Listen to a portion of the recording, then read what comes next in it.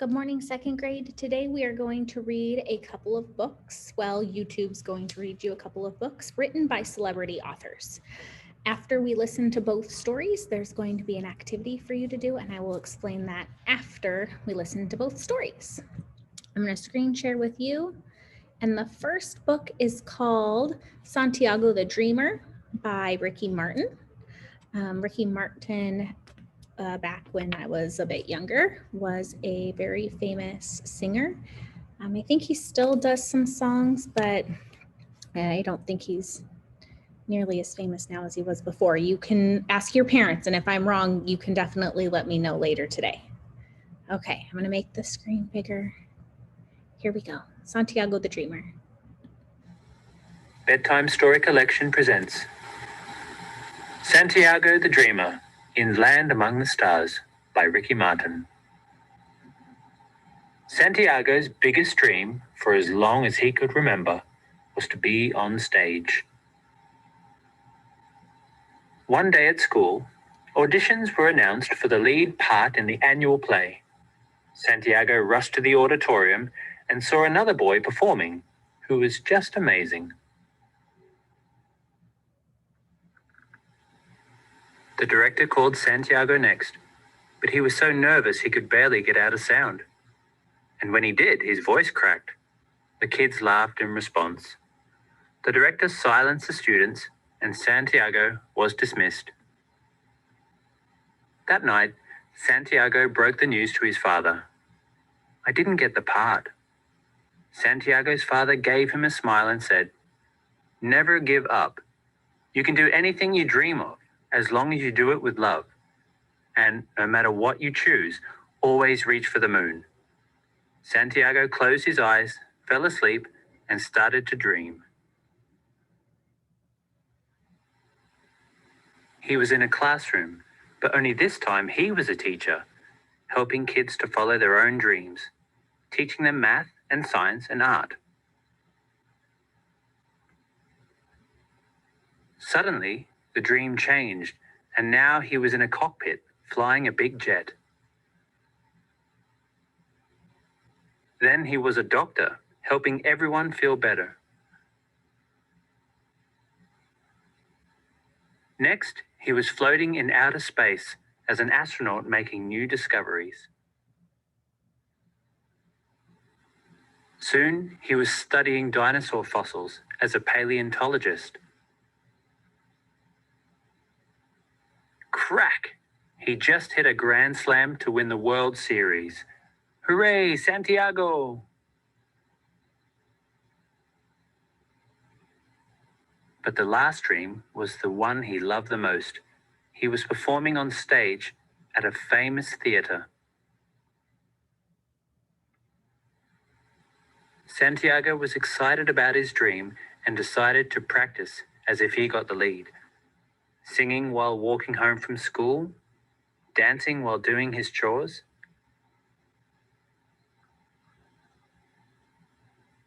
Acting in his bedroom. On the morning of the play, the lead actor lost his voice and couldn't perform. Santiago quickly found the director and said, "I can do it." "Are you sure? Do you know all the lines?" asked the director. Without hesitating, Santiago said, "I'm ready." Santiago put all of his heart and soul into his performance. At the end of the show, the crowd rose to their feet and cheered as Santiago took a bow. "Bravo! Excellent! Magnificent!"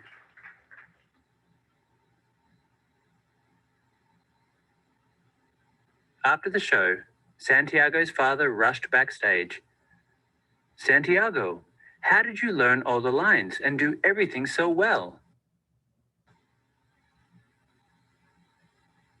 "Dad," Santiago said, "you taught me never to give up, to follow my dreams, and to always reach for the moon. And tonight, I learned another important lesson." "What is it?" asked his father. "That sometimes, when you reach for the moon, You can land among the stars. The end.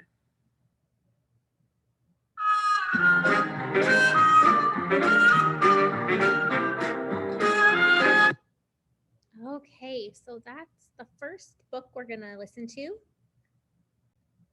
The second book we're going to listen to is called The Sissy Duckling, and it's by Harvey Fierstein. And you might not know who he is. He was in Mrs. Doubtfire. I think he's either the brother. I think he's his brother. I think he's the Robin Williams' brother.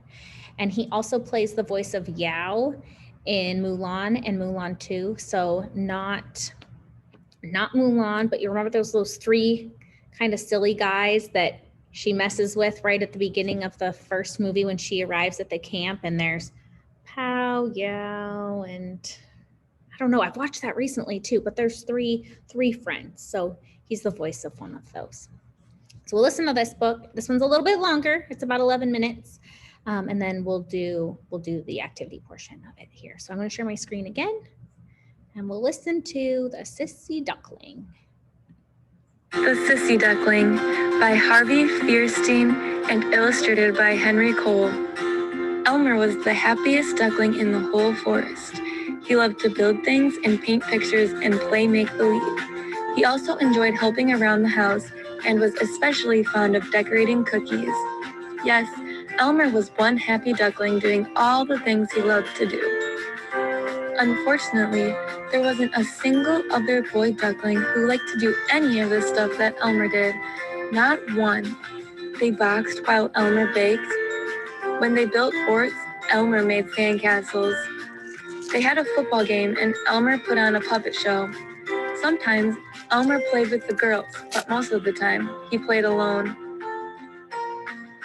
You'll never get along in the world if you don't learn to play with others, Papa Duck told his son. It's time for you to learn baseball. How about I put on a halftime show instead? Offered Elmer. Papa Duck just shook his head. What's the point? Asked Elmer. I can't catch and I can't throw.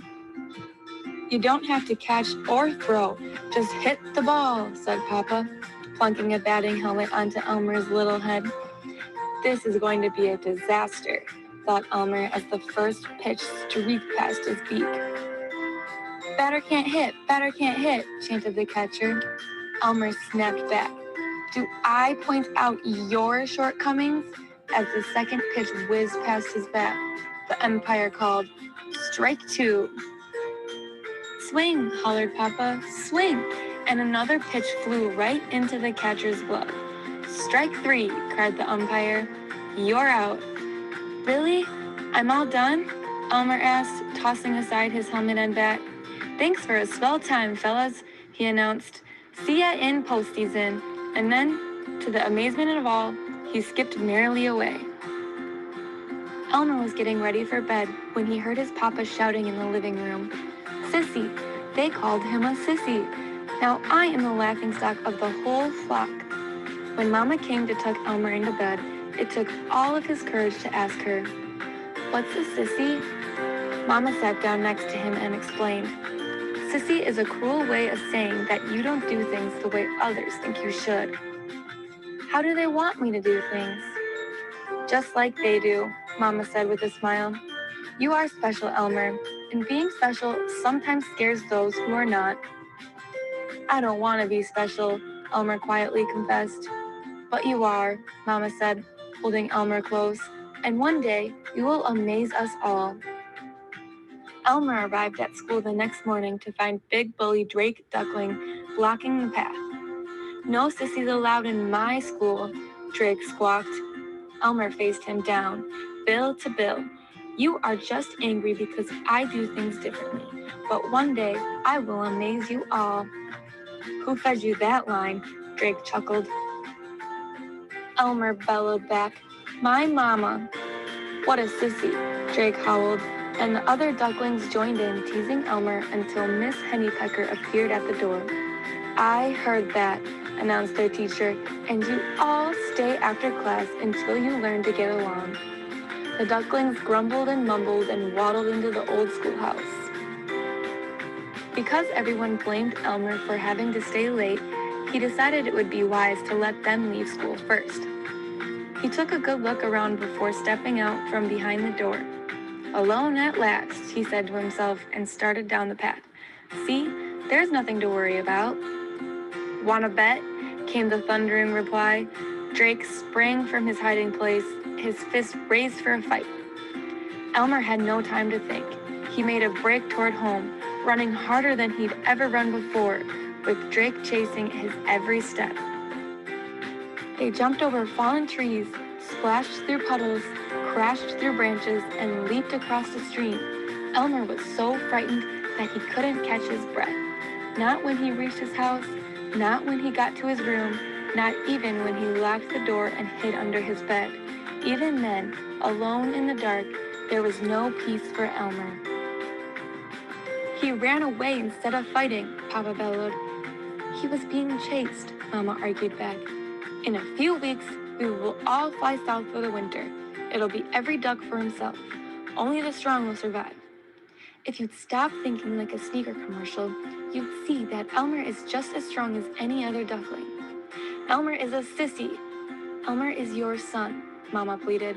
"He's no son of mine," declared Papa. Poor Elmer heard his father's words and his heart crumbled into pieces. What do you do when your own Papa calls you names?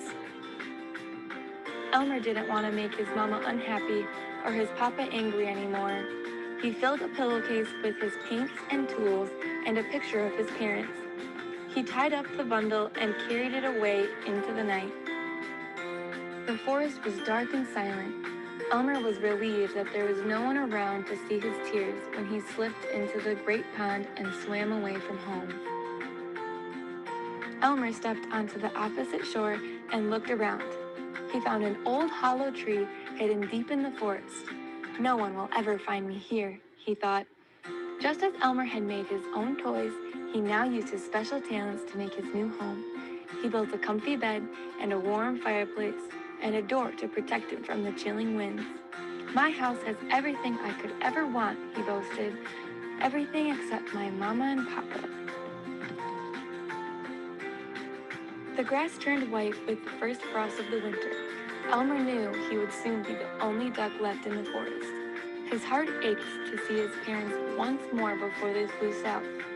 As quietly as he could, he paddled back across the great pond and arrived just in time to see his flock readying for their journey.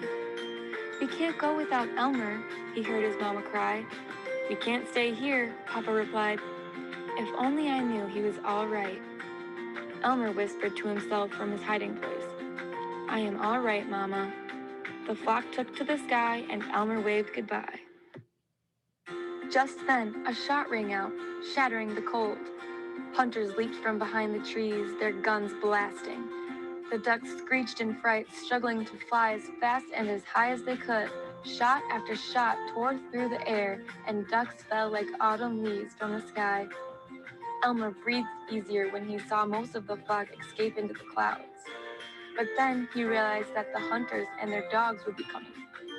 He was about to hide in the pond when he stopped by the sound of a quiet moan. Terrified as he was, Elmer followed the sound. He parted the tall grass, and there, to his astonishment, he found his wounded Papa. "Fly away, Elmer," Papa pleaded. "You don't see any other ducks coming back to rescue me. For once in your life, can't you act like a normal duck?" he argued. "Forget me and save yourself. That's what every other duck would do." With all his strength, Elmer lifted the old duck and carried him to the safety of the pond. It may not have been what any other duck would do, but Elmer knew in his heart that it was the right thing for him to do. Papa was completely confused when he awoke. "Where am I?" he quacked. "Don't worry, you're with me," Elmer answered, bringing a bowl of hot mushroom soup for his Papa to eat. The old duck looked around, wonderful home. "You did all this by yourself?" But then he remembered what had happened. "You must leave here and fly south. No duck has ever survived a winter in the forest. Save yourself, son, please." Elmer answered calmly. "You have been sleeping for a long time, Papa. It's too late to leave." He opened the door so that Papa Duck could see the deep snow that covered the forest. "Oh, son, what have I done to you?" "Don't worry, Papa," Elmer chided. "We're gonna have fun." And he was right. All winter long, they played games and told jokes and made things and laughed and talked and got to know each other. It was on a warm, cloudless morning that the sky had exploded with the sounds of honking and flapping. Spring had come and the ducks were returning home. They gathered in a large field to give thanks for the safe journey. As the newly elected leader of the flock, Drake Duckling asked for a moment of silence to remember all their fellow ducks who had not made it through the winter. "And let's not forget the ones shot by the hunters last fall." "And Elmer," called out Mama. "Don't forget we lost my Elmer too." "Now who could forget Elmer?" Drake chuckled. "That little sissy." The other ducks joined in on the laughter until a voice boomed forth. "If Elmer is a sissy, then I wish I were a sissy too," Drake angrily demanded. "Who said that?" To everyone's shock, Papa stepped forward. Papa? It was impossible. No duck had ever survived a winter in the forest. Not one. Not ever. Never. Mama ran to embrace Papa as the other ducks wondered how. Elmer was so engrossed in cooking a pot of dandelion stew that he never even knew his mama was there until she said, "Are you two grown up to give me a kiss?" Elmer cried with joy and hugged her. "I always knew you were special," she whispered to him. "And now everyone else knows too. I am so proud of you." The entire flock cheered when Elmer stepped from his home. One by one, each duck congratulated him for his bravery and loyalty and ingenuity. Drake Duckling sheepishly kicked the dirt with his webbed feet. He didn't know what to say except, "Way to go, Elmer," and offered his wing for a high five. Elmer took a deep breath and then spoke his mind. "I want to make one thing perfectly clear. I am the same duck I have always been. I have not changed. I am a big sissy and proud of it." Drake took a step forward. "You haven't changed, but maybe I have." Again, he offered his wing, and this time, Elmer slapped it hard as the flock rushed to surround their hero. Over the years, Elmer learned that he was not so very different after all. Out in the world, he met lots of other ducks just like himself. No, Elmer was not so different, but he always did remain special. Okay, I'm gonna stop the share. Okay, so we read both books. We listened to both books.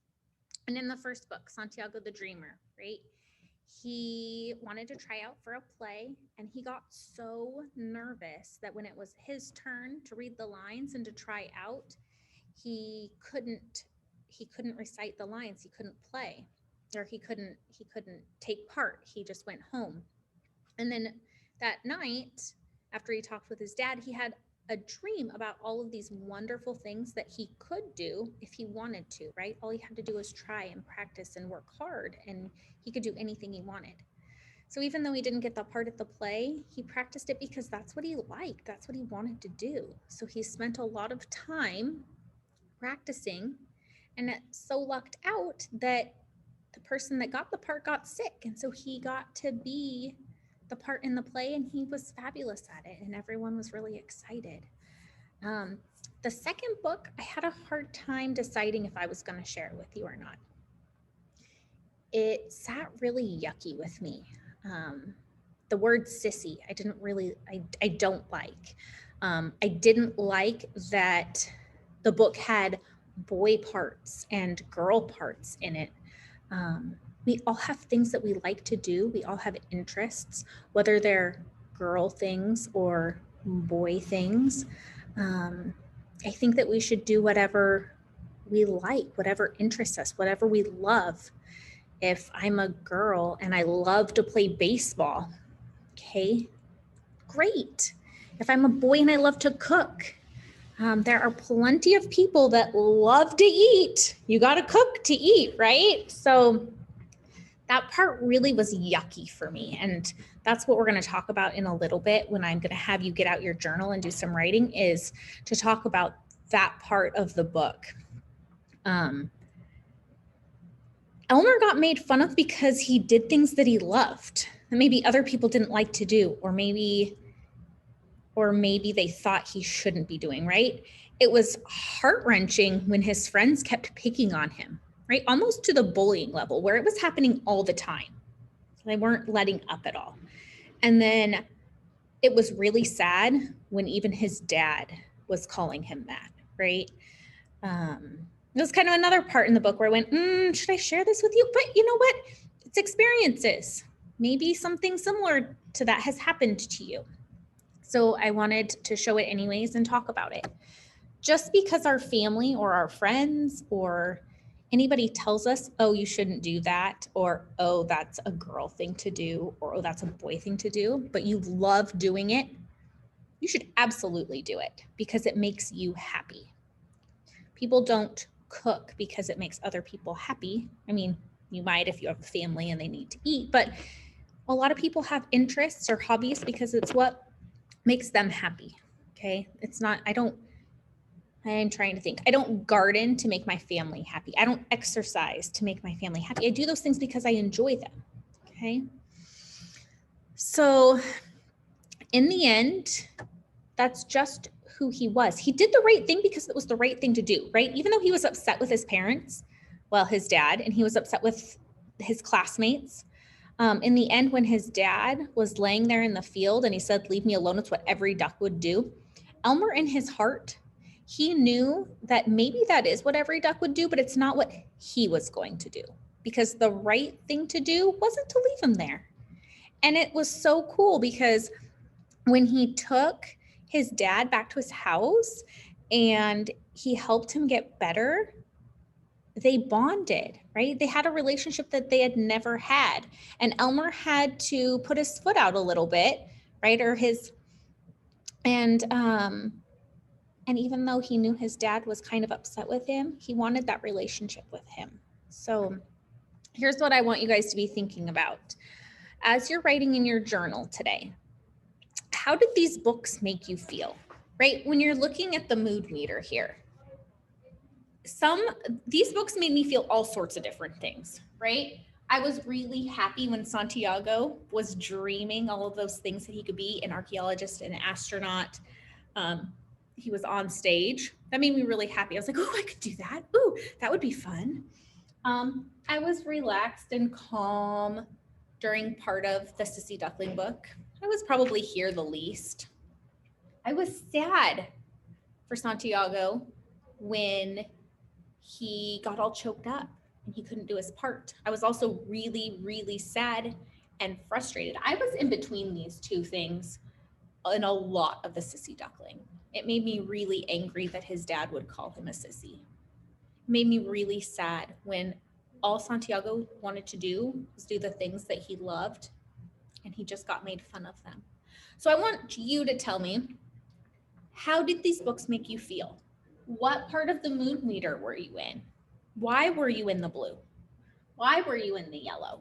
Okay. And then who can you relate to? If you had to choose one character, who are you like? That's what relate to means. Are you like Drake, the bully duck? Are you like the mama duck, where she's just giving him love and affection, saying, do whatever makes you happy. I'm going to always be here. I'm always going to love you. Are you Elmer? Are you the one always doing something different, just doing whatever you want, no matter what anybody says, because it's what you love? Or are you like Santiago and you have all of these big dreams? You want to do all of these things. And you're dreaming about those things all the time. So those are the two things I want you to write about today. How did the books make you feel? Where were you at in the mood meter? And how could you, or which character do you relate to? Which character do you think is most like you? And then why are you like that character? We are going to have a discussion after this. You guys can share your writing, and I will see you next time. Bye.